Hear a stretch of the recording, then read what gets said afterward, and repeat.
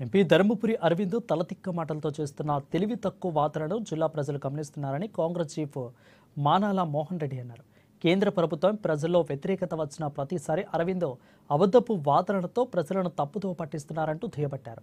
పసుపు ధర పెరిగితే కేంద్ర ప్రభుత్వం వల్లనే పెరిగిందని చెప్పిన అరవింద్ ప్రస్తుతం పసుపు ధర రోజు రోజుకి తగ్గుతుంటే దానిని తప్పించుకోవడానికి కాంగ్రెస్ నాయకులపై అబద్ధపు వాదనలు చేస్తున్నారని ఫైర్ అయ్యారు.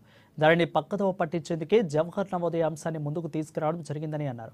పెద్దలను గౌరవించాలని సంస్కారం లేని చేతకాని దద్దమ్మ ధర్మపురి అరవింద్ అని ధ్వజమెట్టారు.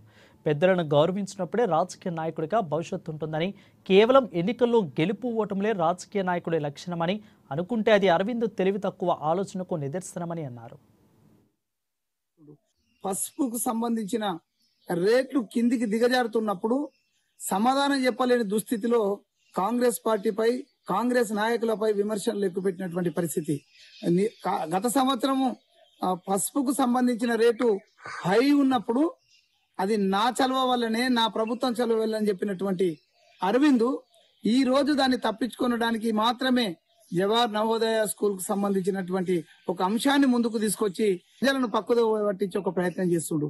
ముఖ్యంగా అరవింద్కున్న చేతగాంతనం ఏంటంటే, ఆయనకున్న అహం ఏంటంటే పెద్దలను గౌరవించడం, వాస్తవాలు మాట్లాడడం తెలియనట్టు చేతగాని దద్దమ్మ అరవింద్.